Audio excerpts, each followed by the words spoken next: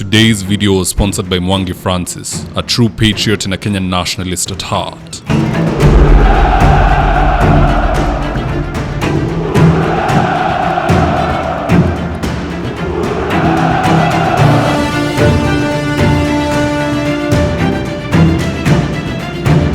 Stand by for debrief in 3, 2, 1. Yesterday, Murkomen, Amin, Mohamed and IG Kanja were all present in the Senate to explain what happened to Albert Ojwang in real life. In this video, I want to give you a summary of what happened, and with no further ado, let's get after it. Number 1, believe it or not, on such a serious matter, where even the Senate has done away with its regular duties just to accommodate this special hearing, pettiness took center stage. And it started with Cherargei and Waziri Murkomen. Here's what Cherargei had to say. I think it is a high time that the president must do a reshuffle, take the cabinet minister of interior back to sports, because he like lettering Muchezo in the business that we are discussing about this country, Mr. Speaker. And we will not sit and allow this to happen, Mr. Speaker.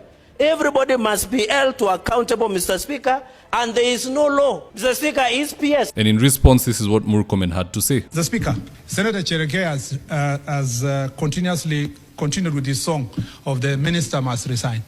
Mr. Speaker, I think it's important to say this, because I will be coming to this house over and over again. And every time I came to this house since I was appointed a minister, this same senator is only talking about Murkomen must resign.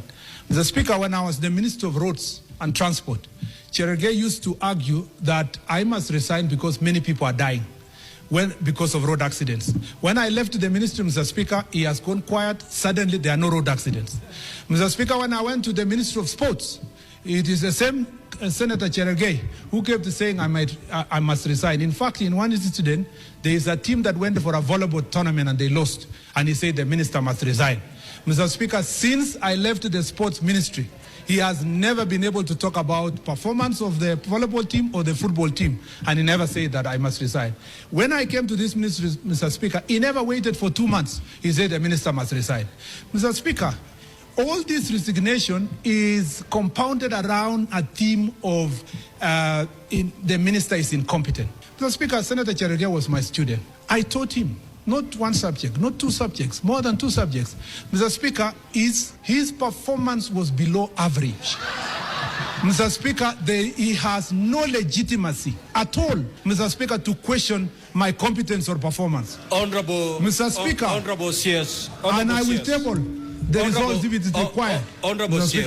Honorable CS, the academic performance of any senator is not something to be debated here. I will go further, Mr. Speaker. I will not even talk about it. Honorable CS, kindly conclude and allow the other witnesses Mr. Speaker, since you gave him good time. We only have 20 minutes to be shared to those 4 witnesses. I need 2 minutes of right of reply, Mr. Speaker, and I will be done. Conclude. Yes, Mr. Speaker, when I was a senator here, the biggest debate I ever had in this chamber was police brutality against the senators who are being arrested so that they don't vote in this house. Mr. Speaker, when I stood in this chamber and told the Speaker he must not sacrifice Kenya, it was because Senator Malala had been arrested, Senator Keleleko had been arrested, Senator Lagata has been arrested, Mr. Speaker, to reduce the numbers of people who are voting to defend people from marginalized areas, including Kilifi County. Mr. Speaker, that time, Senator Cherargei was opposed to any process. He told the Speaker in this chamber, and the Hansard will bear me witness, that we must progress and vote because, Mr. Speaker, he cared less. Mr. Speaker, if performance is anything to go by, anyone else can assess my performance, not Senator Cherargei, Mr. Speaker, in that regard. So the two of them did Kenyans a great disservice. We needed answers, not a petty squabble between 2 people. Na watu ni kama walikuwa na deal yao ilienda mbaya. I don't know ni which deal ama ni tenda walifanya. Ni kama Murkomen akaweka Cherargei nje ya hesabu, and that is why Cherargei is always on Murkomen's case and vice versa. So either way, no one appreciated that back and forth between the two, especially Amason Kingi. Amason Kingi was not having it. Number 2, there was a lot of blame game. A lot of blame game. No one wants to take charge except IG Kanja. According to Amin Mohamed, his boys are not culpable because, as far as he's concerned, they took Albert Ojwang from Homa Bay and brought him to Nairobi because they believe the crime was committed in Nairobi. Although I find that to be very silly, considering a cyber crime could be committed anywhere. Everybody has access to internet. How can they prove that that Facebook post was posted while Albert was in Nairobi? They couldn't do it. But anyway, long story short, the point he's making is that because the crime was committed in Nairobi, they took Albert from Homa Bay and brought him to Nairobi, and His boys delivered him to Central Police Station alive and well, so no one should ask him anything. He even swore by the Quran and his God. So that leaves the National Police Service. So Kanja had to apologize. He's the only one who apologized, and he's the only one who issued condolences and said sorry. Even the senators clapped for Kanja. Okay, there's no clapping in the Senate. They stomped their feet to the wordings of Kanja because at least somebody finally took responsibility. Here's the tip. Going by the report that we have gotten from my Paul, that it is not true, he did not hit his head against the wall, but that is the report that we had from the word go. I tell my apology on behalf of the National Police Service because of that information.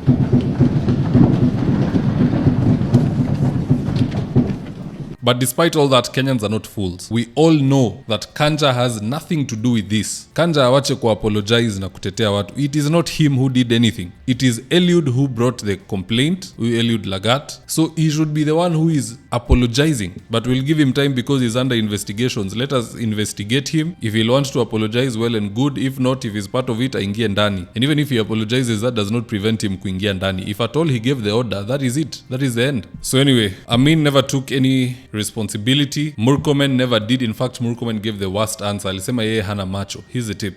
But Mr. Speaker, he has asked a very pertinent question as to who is the culpable person through my eyes.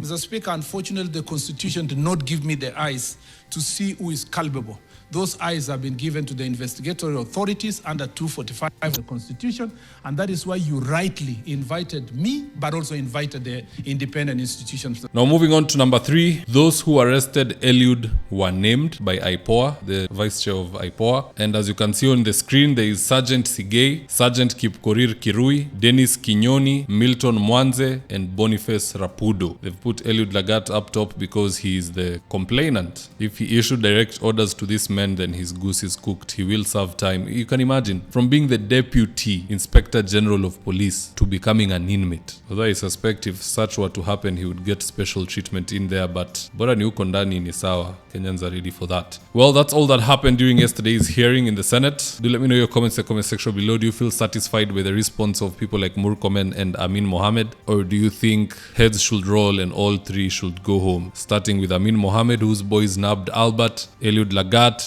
who was a complainant, and also the Deputy Inspector General of Police, who was gutsy enough to stand behind the IG as he's issuing a presser. Just let me know your comments in the comment section below and I'll do my best to read them and to give you a response. Now in the event you're here for the first time, please go on and hit the subscribe button. And if you're watching from a different platform, just head on over to YouTube, search for hondavidwafula, hit the subscribe button. You're going to be getting a ton of content of this nature. If politics is something you're passionate about, this is definitely the one channel that you really need to subscribe to. Alright guys, adios.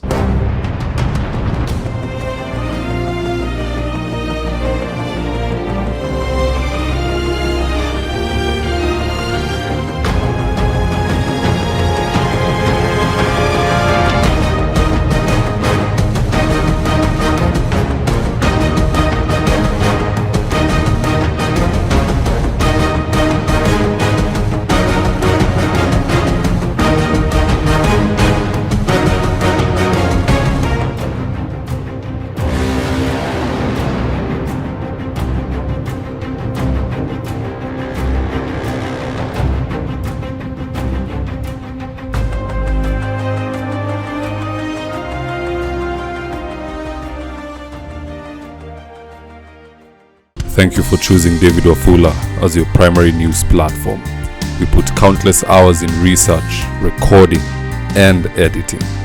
By showing up each and every day to watch our videos, you encourage us to generate more videos for the viewers. We are on a mission to inform, educate, and build a better tomorrow. To our thousands of followers in a world full of presidents, kings, and queens, you are the real gem. Adios.